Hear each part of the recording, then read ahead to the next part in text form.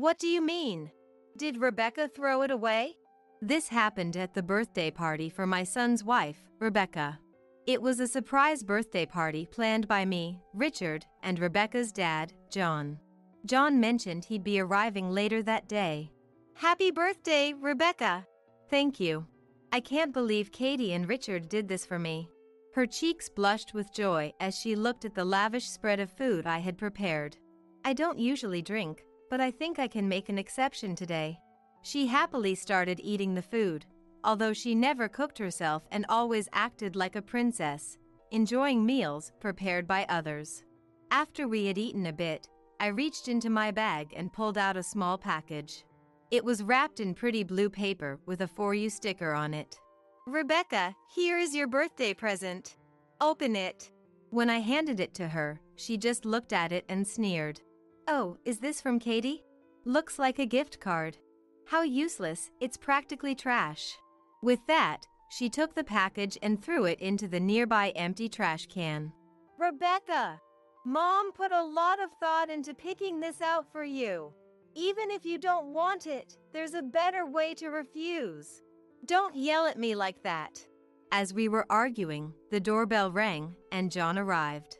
Is everything okay? Did she get the present? Wait, present from Dad? John glanced at the package in the trash can and looked shocked. What is this? Oh, that? I threw it away earlier. I thought it was trash. What are you talking about? John raised his voice and explained the situation. When she learned the truth, Rebecca turned pale and started making excuses, but it was too late. And then she found out the truth she had never known before. My name is Katie. I'm a 63-year-old housewife. When my son Richard turned 4, my husband Charles passed away in a car accident, so I've been raising Richard alone ever since. Of course, working and raising a child was incredibly challenging, beyond words. Richard often caught colds, and I was frequently asked to pick him up from preschool. Each time, I had to ask my colleagues and bosses to cover for me, which they did. My job couldn't be done remotely, so even with a shortened workday, I could only leave at 4 p.m. My workplace was about 30 minutes from home, and the commute always felt long. When Richard started elementary school, he was always alone when he got home. I tried my best to make sure he didn't feel lonely, cherishing our time together after I got home. Richard, what did you learn in school today? Well, we had music class, and we sang this song. As he spoke, he pulled out his music textbook to show me. He pointed to a children's song. Oh, I know this song too. Richard seemed to enjoy music class, and every Thursday during the third period, he would tell me about it, and I would listen attentively, nodding. Richard seemed a bit physically weaker than other kids, but I thought his artistic sensitivity might be more developed, so I watched his growth closely. When Richard became a middle schooler and then a high schooler, he joined the music club and formed a band with a few friends, enjoying his student life. Eventually, he started a part-time job and used the money he saved to buy a guitar, spending weekends at the studio with his friends. Seeing Richard lively and passionate was heartwarming, but there was also a slight feeling of sadness as I could sense him drifting away from his parents. After graduating from high school, he got a job and distanced himself even more from me. Although he still had a weak constitution, he managed to work diligently at a small factory. Richard, don't overdo it, okay? I know, I'm fine. I'm off. As he said this and walked out the front door, his back somehow resembled Charles's. I remembered hearing that Charles also had a tendency to catch colds easily as a child. He said it was nothing when he became an adult, but now I wondered if Richard might be the same. Still, I couldn't help but feel that I could have raised him to be stronger. Reflecting on that made me feel a bit inadequate. As time passed, Richard turned 30 and married his girlfriend, Rebecca. When Richard brought up the topic of marriage, I was truly surprised and worried about how her family would accept him, given that we didn't have a dad in our household. However, my worries were unfounded. Rebecca's dad, John, was a kind-hearted man who warmly welcomed their marriage. When Richard visited us, His polite language left a strong impression. I thought he was a very sincere person. John later said this with a smile, and both he and I believed that this was a very harmonious marriage. Rebecca quit her job after getting married, but later started working part-time. Because his salary was less than she had expected.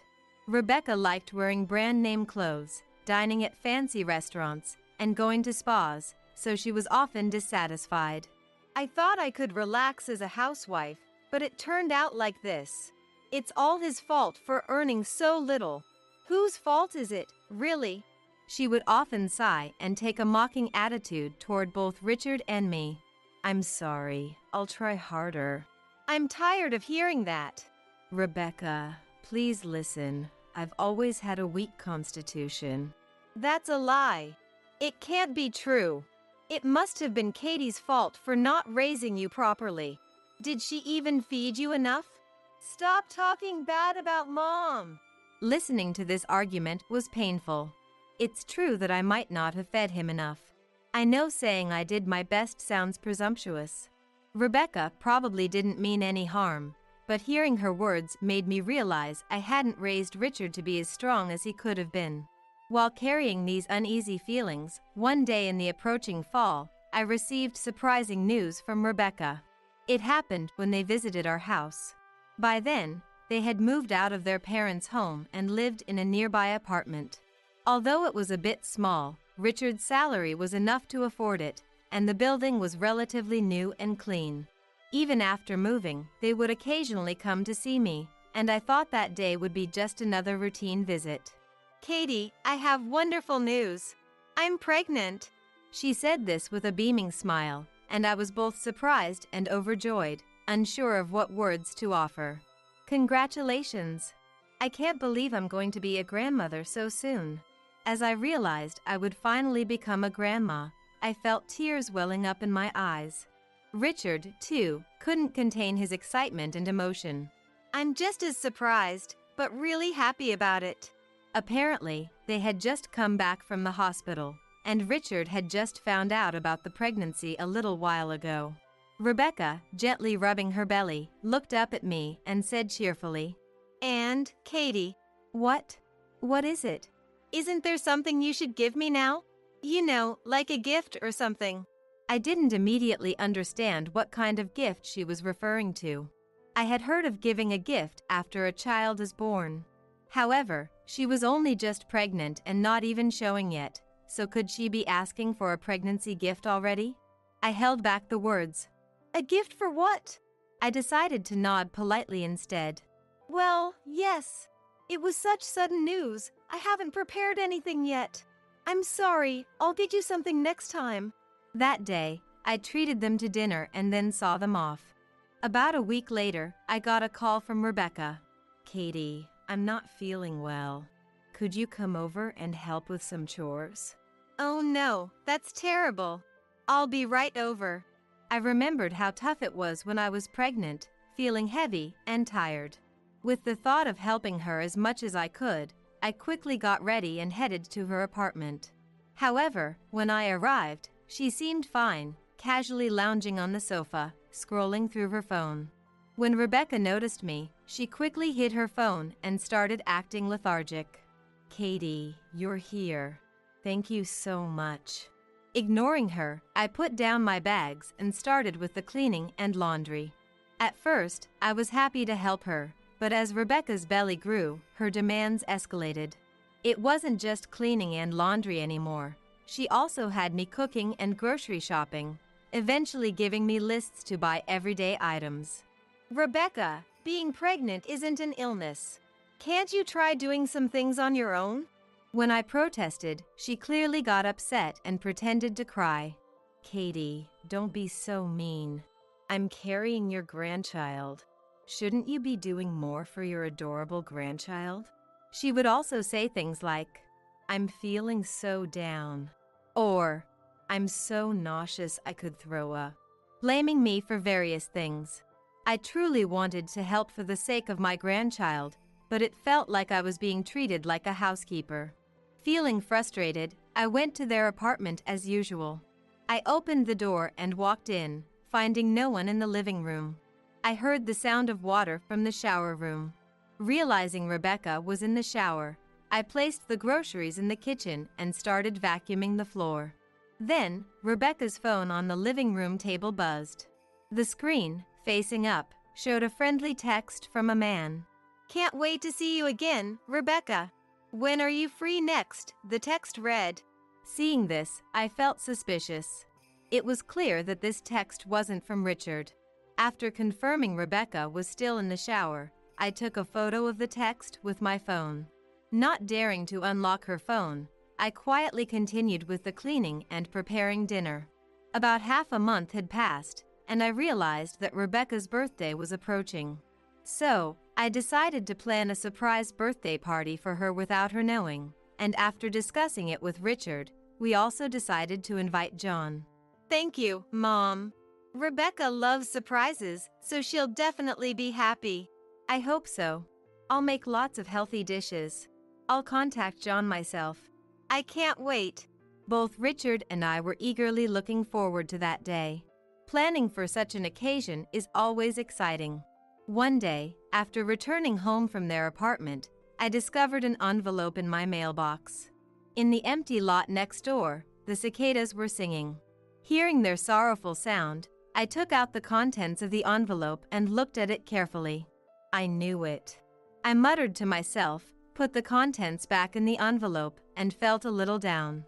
Then, trying to change my mood, I opened the front door and went inside. And then, the day of the birthday party arrived. Richard, Rebecca, and I gathered at the apartment. John would be arriving later. "Happy birthday, Rebecca!" Since we were in an apartment, we didn't use party poppers out of consideration for the neighbors. I thought someone might complain, but Rebecca, perhaps feeling superior as the star of the day, didn't seem to mind. "Thank you. I can't believe Katie and Richard planned such a surprise for me." Blushing with joy, she looked at the many lavish dishes I had prepared. "I can't drink alcohol, but it's nice to have something like this once in a while." Eating happily, I thought how she always acted like a princess, never cooking herself. After we had eaten most of the meal, I took out a small package from my bag. It was wrapped in a cute blue wrapping paper with a sticker that said "For You" on it. "Rebecca, here's your birthday present. Open it." When I handed it to her, Rebecca looked at it briefly and sneered. "Is this from Katie? It looks like a gift card, but this kind of thing is just trash." She then grabbed the package and, unbelievably, threw it into a nearby empty trash can. While I was in shock, she laughed and held out her hand. "I'd rather have cash." I was so stunned, I couldn't speak. She prefers cash over a present? But that gift was. While I was too shaken to say anything, Richard spoke up first. "Rebecca, Mom put a lot of thought into choosing that gift for you. Can't you at least say thank you? Even if you don't like it, there's a better way to refuse." "Don't yell at me like that. It hurts my stomach." "It's your fault, Richard." Rebecca pretended to be scared and clutched her stomach, crouching down.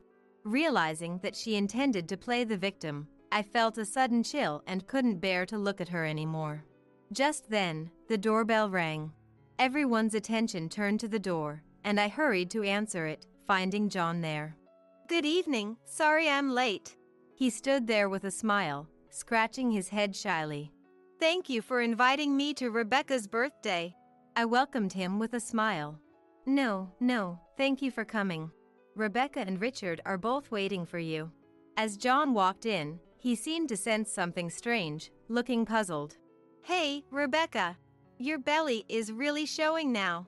I'm so happy to celebrate your birthday with you. It seemed like there was some commotion earlier. Is everything okay? Did you get the gift?" "Huh? Present from Dad?"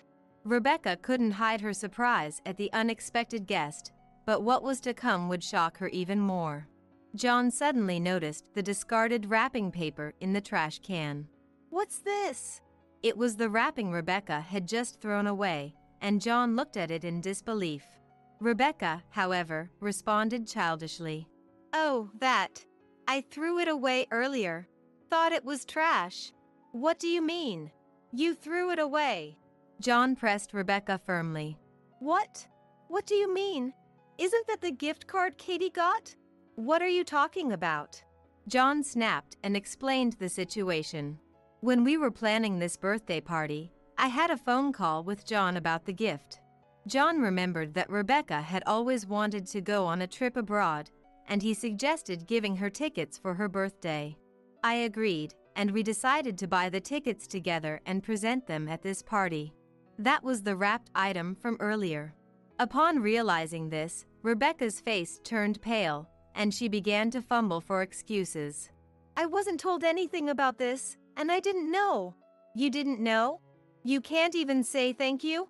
I calmed John down and said, Well, John. We have other gifts for her too. I signaled Richard, who pulled an envelope from under the table and handed it to Rebecca. Rebecca, this is from me, he said in a low voice, avoiding her gaze as she took the envelope. She looked inside suspiciously and was instantly speechless. Inside was the result of an investigation into Rebecca's infidelity. Mom told me, Rebecca, you've been cheating, haven't you? She showed me pictures of notifications from your phone screen. I had shown Richard those photos on a day when I visited this apartment while Rebecca was in the shower. I then advised him to hire a detective to investigate. Of course, I arranged for the envelope to be sent to our home, not this apartment, so Rebecca wouldn't find out. The investigation confirmed that Rebecca was indeed cheating, and the other person was also married. Rebecca trembled as she stared at the documents. I didn't want to believe it either, and I didn't want it to come to this. But if you apologize, Rebecca, I'll let it go. Before Richard could finish, she slammed the papers onto the table and defiantly said, Yes, he's a colleague from work. He's very supportive and kind, so I ended up having a relationship with him. The baby I'm carrying is probably his. What? Richard was deeply hurt by her blunt words, momentarily taken aback. The timing suggests so, but what of it? Everyone thought this child was their grandchild anyway, right? So why not just go with that? Rebecca showed no remorse, nor did she apologize. The one who couldn't stand the situation and got angry was not Richard, but John. Rebecca, how could you do such a thing? John's face turned beet red, and he was trembling with rage. It seemed he was about to grab her, but he was desperately trying to hold back. Both Richard and I were so shocked by his intense anger that we couldn't move. John, what on earth? That was all I could manage to say. John's anger had reached its peak.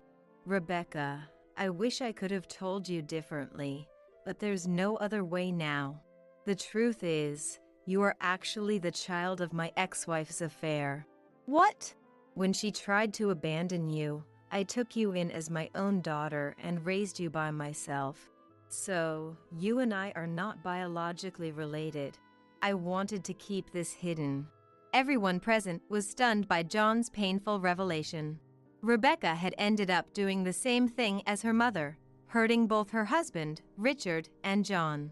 John, who had been betrayed by both his beloved wife and the daughter he raised, must have been in deep shock.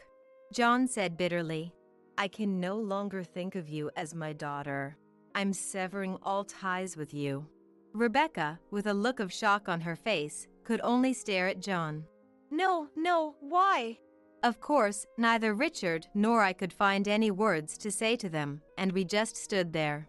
Feeling that there was no way to continue in a celebratory mood, I decided to end the gathering for the day. John awkwardly left, telling me he would contact me later. By the way, the results of the investigation were also sent to the home of the affair partner. His wife was furious and confronted Rebecca, demanding a settlement later. Rebecca had assumed that her affair partner would naturally take her side, but a few weeks later, he quit his job and told Rebecca not to contact him anymore.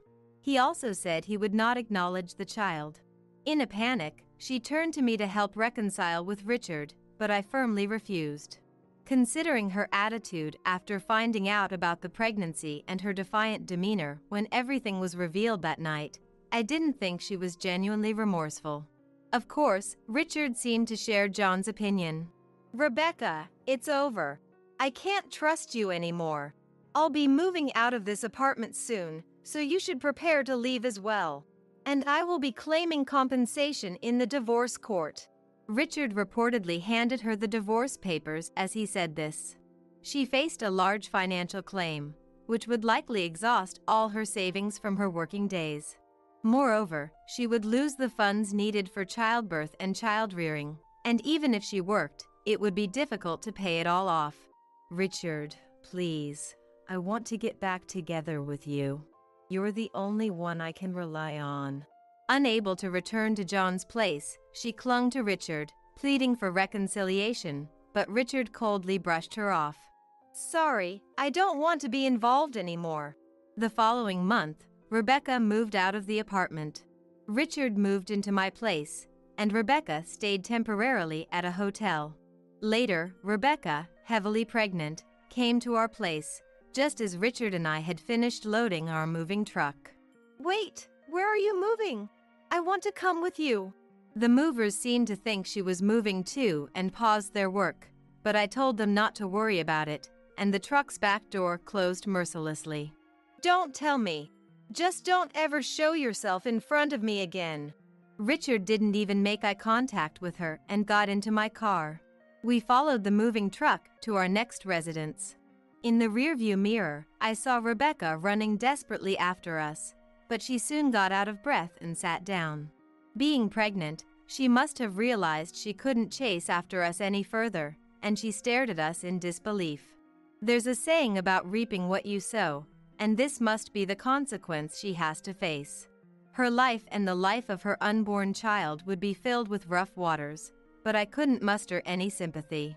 Later, I also met and talked with John. John constantly expressed his apologies to me and Richard. I thought I raised Rebecca properly, but it seems I only thought so. I feel terrible for what Richard went through. Please forget about Rebecca and me, and live your life. We moved out of the house the following week, but during that time, Richard seemed to be in a somber mood, contemplating something. While driving to our new place, Richard suddenly said, Mom, I'm thinking of starting a band. Just as a hobby, not professionally. I thought he'd be heartbroken over the divorce, but seeing him trying to move forward in his own way, I felt relieved. That sounds great. You've always loved music. It's wonderful to immerse yourself in something you love. In the back seat of the car, Richard's guitar case from high school seemed to be looking at him. Through the windshield, the high, clear autumn sky was brilliantly blue. At our new place, Richard and I were ready to start anew. Late at night on a snowy road, my young granddaughter Harper came to our house, carrying an unfamiliar baby on her small back.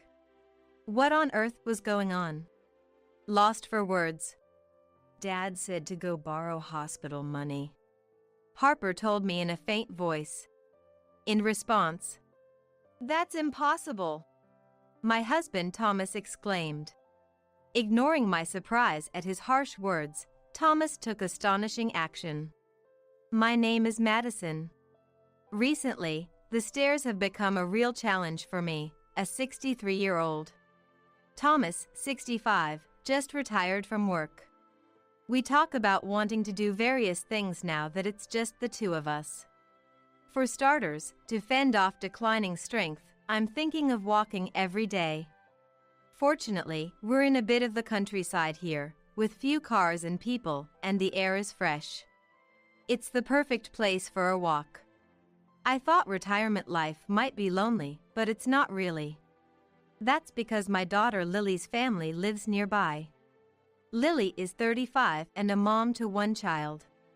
My granddaughter Harper, just turned into a first grader at 6 years old, is absolutely adorable. Lily's husband Daniel is a bit gruff and seems to avoid our place.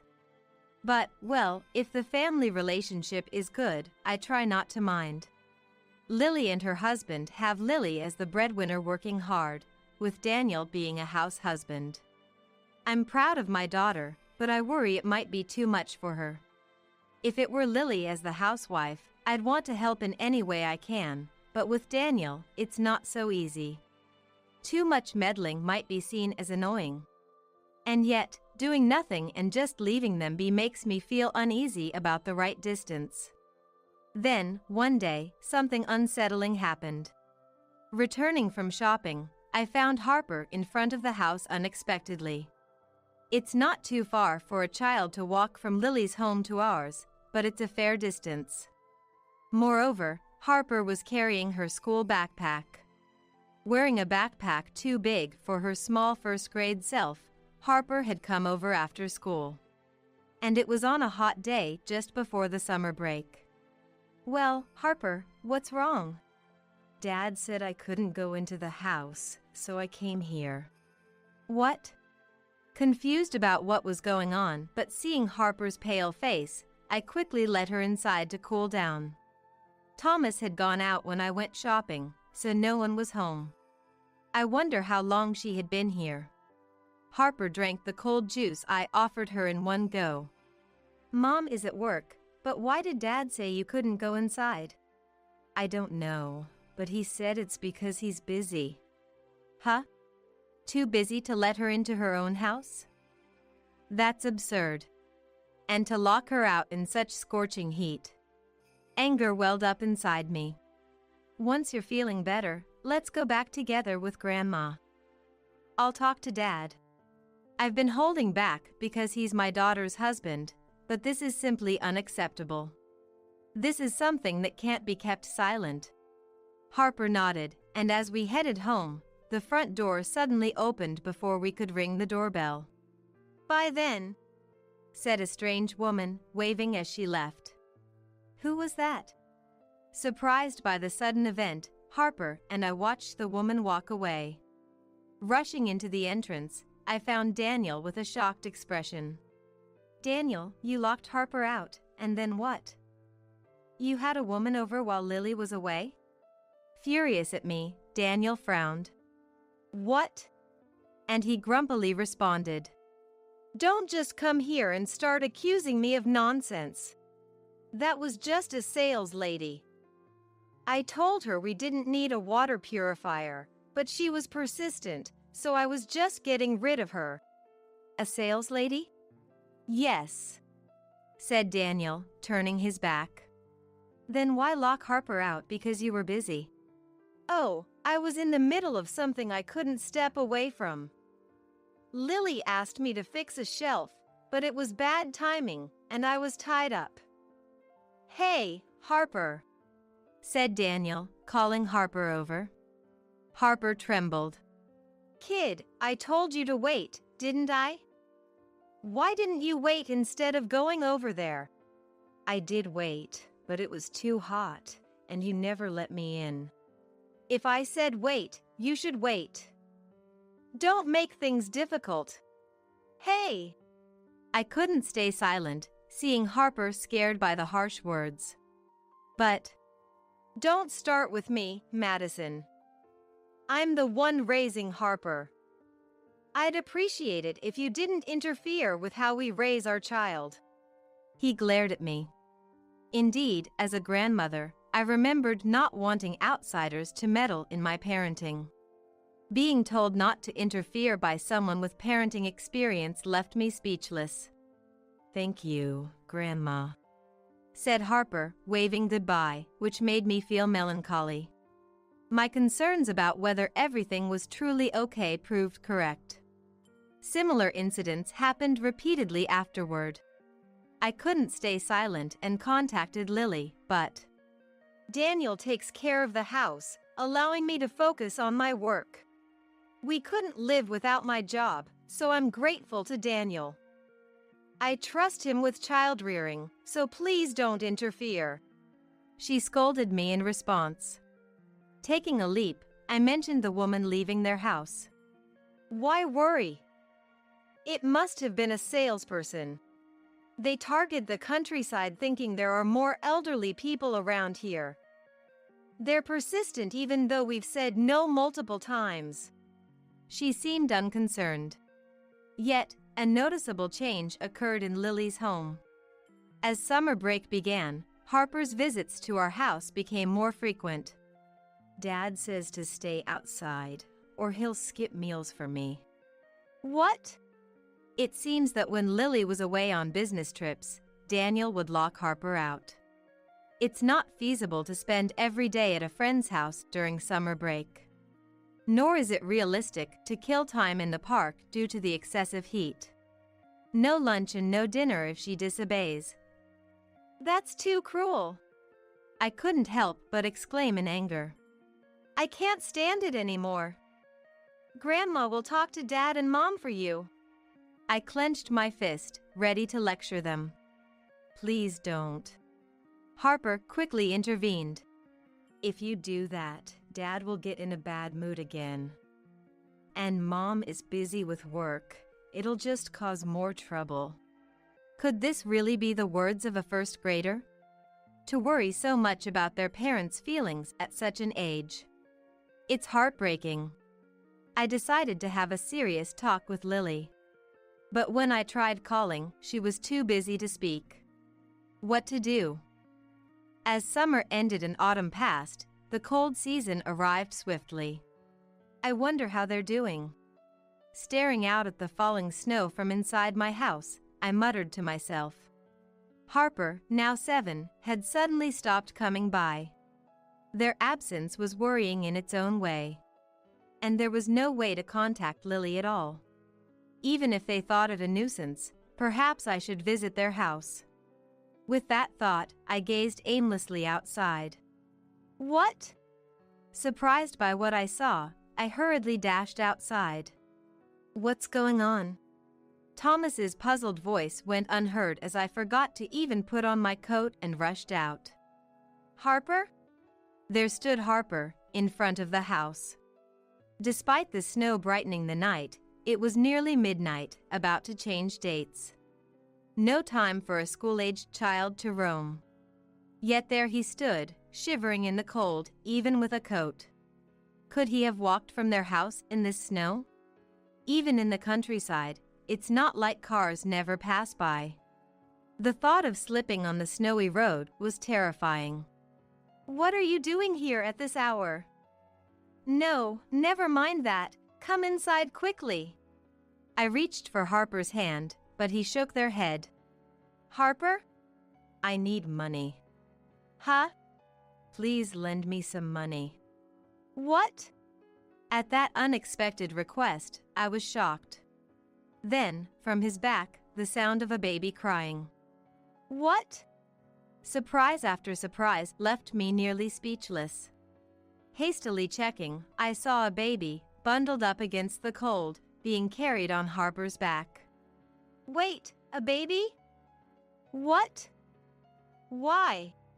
I hadn't heard anything about Lily being pregnant.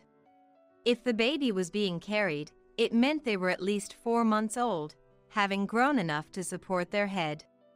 But for those 4 months, and even before, there was no sign of Lily being pregnant or giving birth. What's going on? I yelled, forgetting we were outside in the middle of the night. What are you doing? Get inside now. Thomas had come out to see what was happening and scolded us, snapping me out of my panic.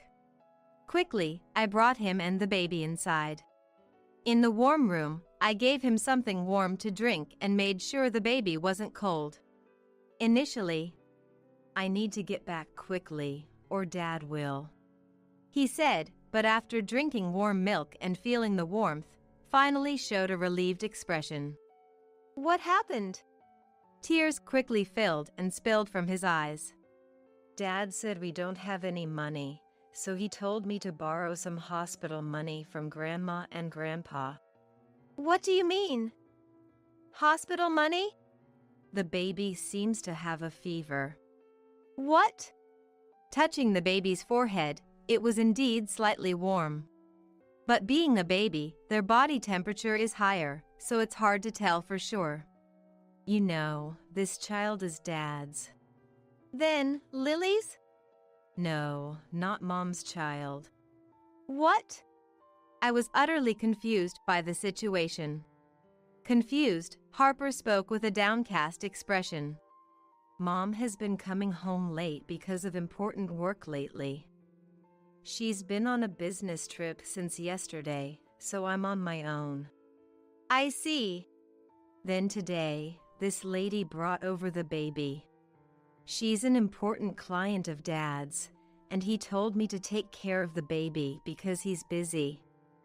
He said it's his child, so take good care of it. This was supposed to be a secret. I'm sorry, I'll get scolded if it's found out I told you it's Dad's child. Exhausted from shouting, I let out a defeated sigh. What is going on? So, I told Dad the baby seemed in pain, and he and the lady said to take the baby to the hospital. They're too busy, and they don't have the money, so they told me to borrow it from you. Were you kicked out after saying that? Yeah. Daniel is the worst. I couldn't help but shout. Grandma ended up shouting for Harper. Calm down. Thomas scolded me. Then, Harper turned to Thomas, my husband, and Harper's grandfather. Harper finds the usually taciturn Thomas a bit intimidating. Well, he does seem grumpy all the time. But Harper, trying their best, hesitantly asked Thomas, Grandpa, please, can you lend us the money for the baby's hospital bill? Tears welling up in their eyes. Thomas, can't you make a kinder face, I thought, but then.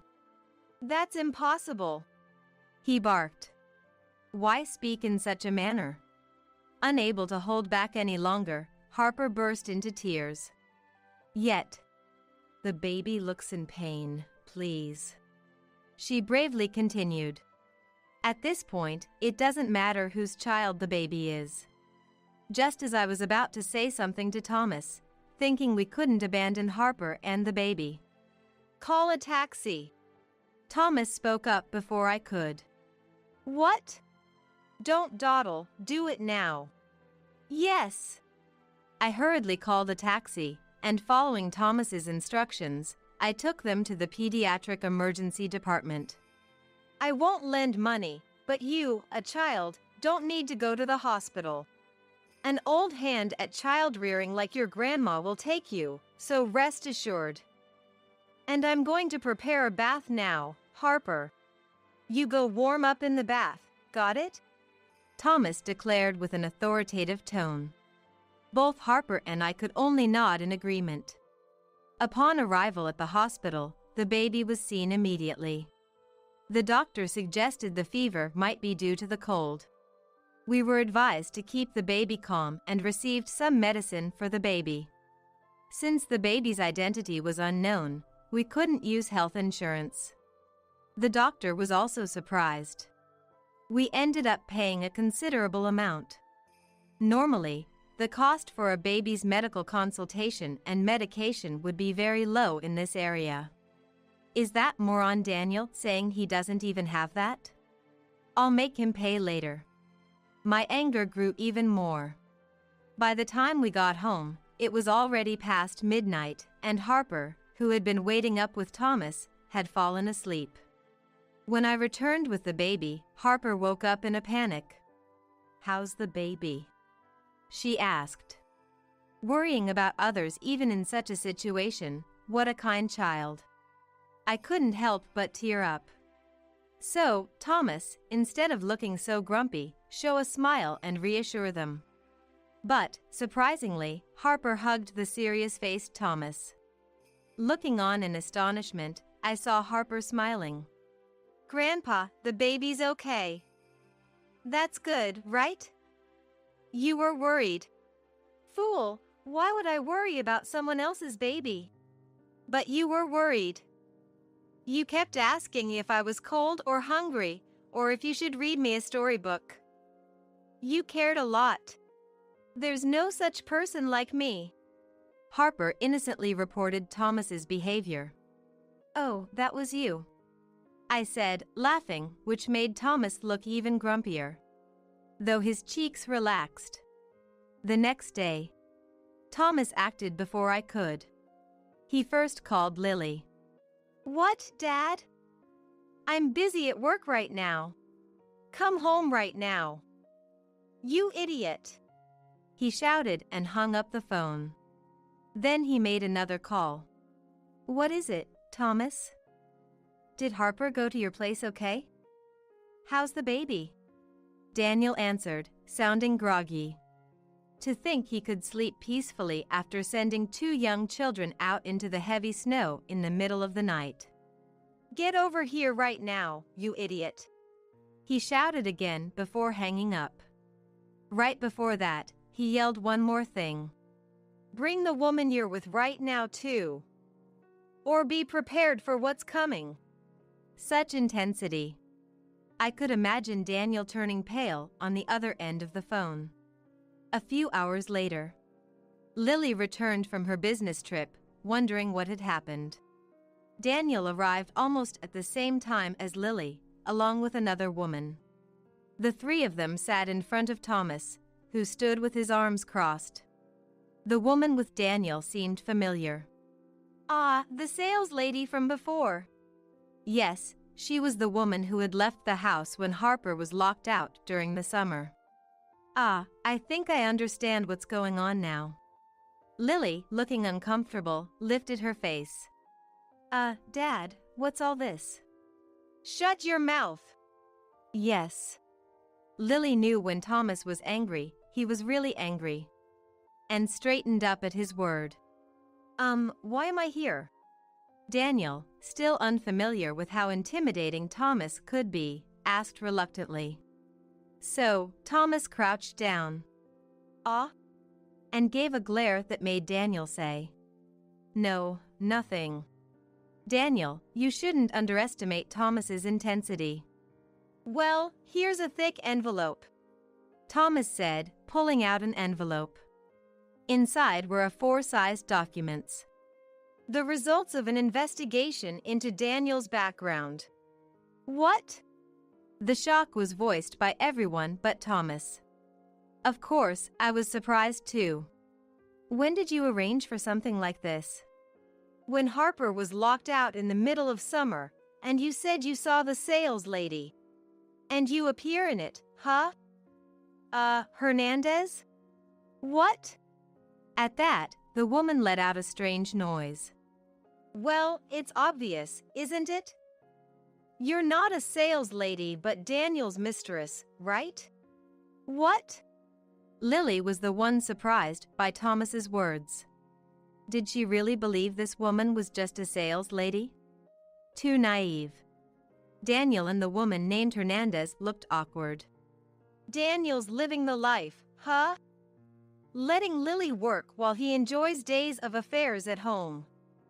Kicking Harper out and doing who knows what. What are you talking about?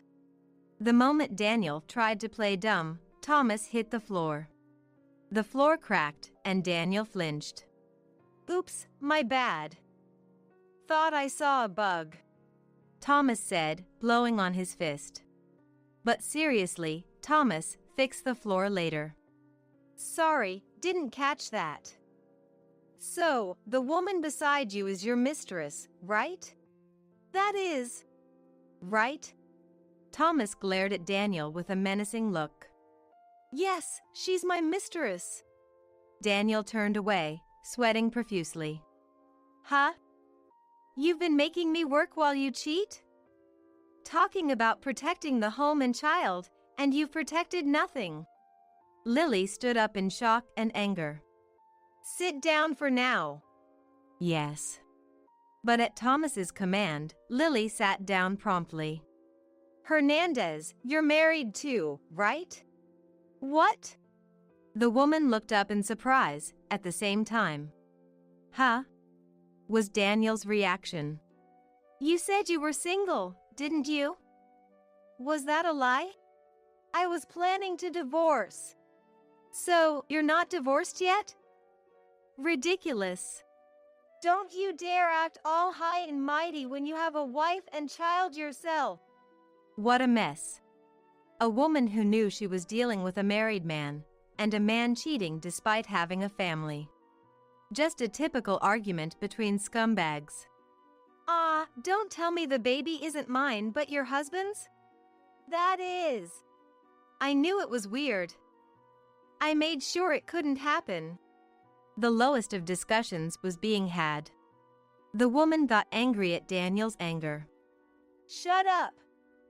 Whether I'm married or whose child it is, it's none of your business. It was just a relationship seeking thrills. What did you say? That's enough. We're breaking up. Lily, I'm returning your husband to you. He's no longer my problem. What? Lily was confused by the sudden turn in the conversation. But then Thomas spoke solemnly. As if it ends with no hard feelings, goodbye. Indeed. Lily, what about the compensation? Compensation? Oh, for the divorce? We have plenty of evidence. If you want to claim compensation from both of them, I'll support you. Yes. Of course I will. Lily nodded energetically, finally understanding what she needed to do. What do you mean? Daniel, the only one not catching on, was told by Lily. I'm divorcing you. We'll be claiming compensation from both of you, and I'll also demand child support from Daniel, so be prepared. Huh? Why? I'm breaking up with this woman. There's no need to divorce. The only option for me is to divorce someone who can't understand that. No, wait a minute. I can't start working now. I don't care. Just so you know, housework is a legitimate job, you fool. It ended with Lily's sharp rebuke. So, Daniel and Hernandez hung their heads in shame. As things quieted down, Harper, who had been in another room, peeked out. Is the talk over? It's over. Come here to Mom, Harper. Lily, looking tired, reached out to Harper. Harper hurried over but didn't hug Mom, Lily. Instead, they bypassed her and hugged Thomas, who was standing to the side. Grandpa, I'm hungry. Ah, is that so? Well, then, let's have Grandpa make something. I want noodle. All right, I'll make some tasty one. Yay! They cheerfully headed to the kitchen, leaving behind this mess. Lily stood, unsure what to do with her extended hand. On the floor. It's not my fault! It's not my fault! Daniel muttered. What will I do if my husband finds out? While Hernandez, also dazed. I chuckled bitterly, hearing the baby cry, and went to tend to the infant, leaving the three behind. Afterward, with the help of a lawyer Thomas knew, Lily successfully divorced. Naturally, Lily retained custody of Harper, and a lump sum for compensation and child support was agreed upon. Daniel clung to her until the end, saying, It's because you were busy with work that I felt lonely. But you're the one who told me to work. Don't joke with me, Lily retorted. Despite claiming to have no money, Daniel's parents apologized and paid on his behalf. They said they would make him repay them over a lifetime, but it's doubtful such a distraught man could work properly. As expected, Daniel became a recluse, eventually kicked out by his family, and went missing, a typical end for him. As for Hernandez, her affair was discovered by her husband, leading to divorce.